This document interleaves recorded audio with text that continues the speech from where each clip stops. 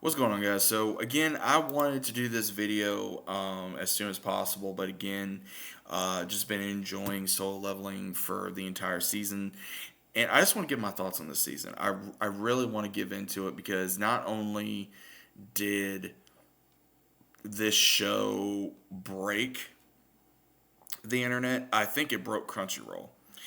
But if you guys have not seen season two, or let me also rephrase, if you have not seen anything from solo leveling, I recommend this show to anyone.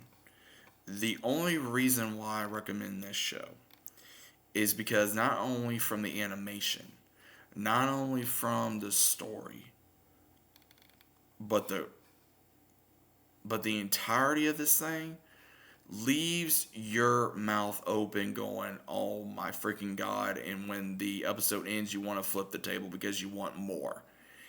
And that's how the final episode of season 2 felt, dude. Oh my gosh.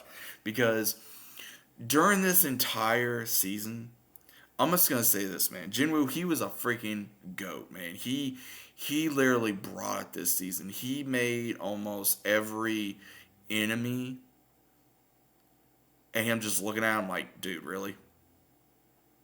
Because not only getting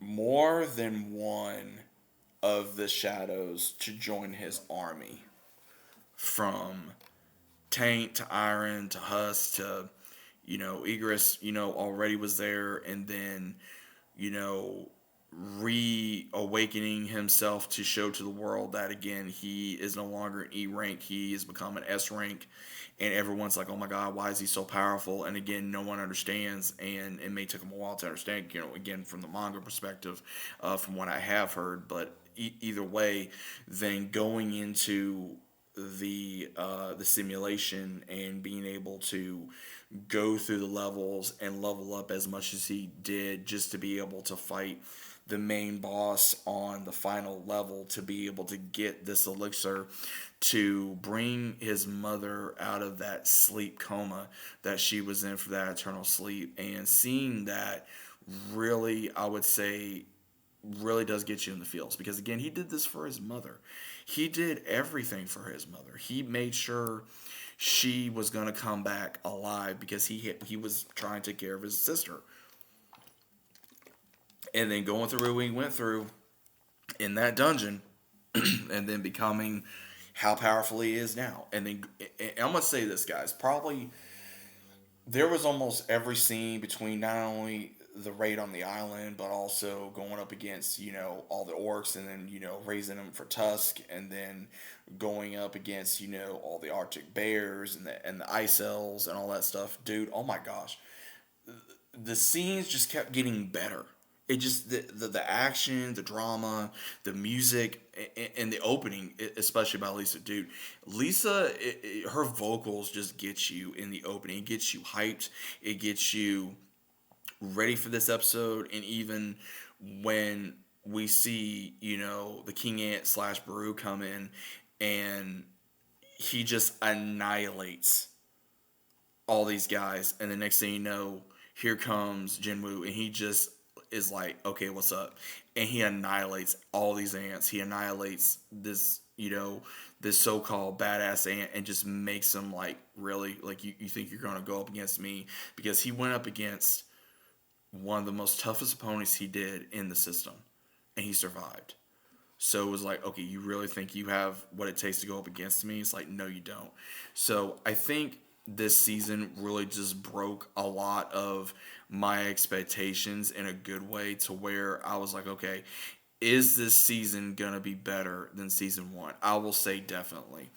My only issue is, again, I felt like some of it could have been uh, a little bit quicker, especially with the other characters on the island. And but again, they had to show what happened between these characters getting eliminated by the ants, and then by Baru, and then of course by Jin-woo coming in to save everyone and all this other kind of stuff. And then of course him admitting at the very end he wants to create his own guild, and just seeing how powerful he's become from there to even the beginning of season two. So again, I highly recommend this show to anybody. And I know I probably didn't get some of the characters' names right, which again is fine.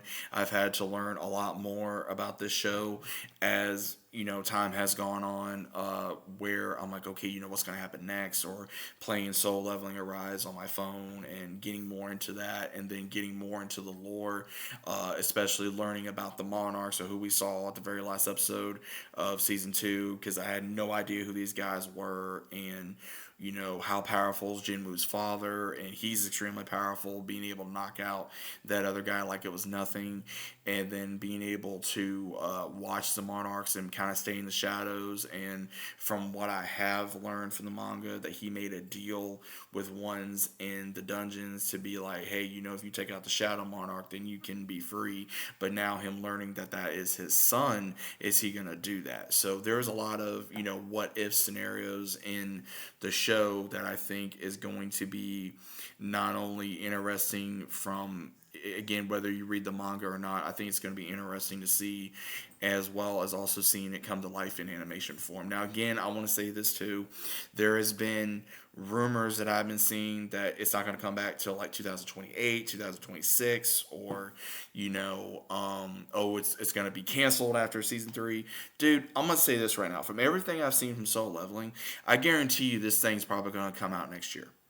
It has to, because it's already said it's already in production, and they already said that's going to come out next year. Do not believe this stuff on Facebook. Do not believe it on anywhere. If you don't even have to believe me, because I have to do my own research. I have to make sure what I'm saying and what I find out is legit, because people are going to come back on me and give me hell, and then at the same time that could cause other issues as well. And I don't want that. So again, last I saw from confirmation that is season 3 is already in production, and last I saw it, which I believe was confirmed, was 2026. So again, correct me if I'm wrong, that is fine, but again, I highly recommend everyone does their research. Even I say that to myself, because again, I don't want to have misinformation out there and then get attacked for some BS that either I got misinformed, or I read it wrong, or I believe something that was not true. So again, I just don't want no issues, and I don't want you guys to have no issues, because all of us, if we're enjoying Soul Leveling, I know every last one of us wants to be able to enjoy this and see this amazing show continue and be able to provide us with entertainment and much more. So let me know what you guys think about Soul Leveling season 2. I hope you guys enjoyed it as much as I did. If you did, leave a like, comment what your favorite fight was, comment who is your favorite shadow. Again, I like to know, because again, I can't decide right now. There's so many badass characters that Jin-woo is now taken, at his command. So it kind of makes me wonder who is y'all's favorite, and so far that has been introduced. But either way, let me know about it down in the comments, and I'll see you as always on the next one.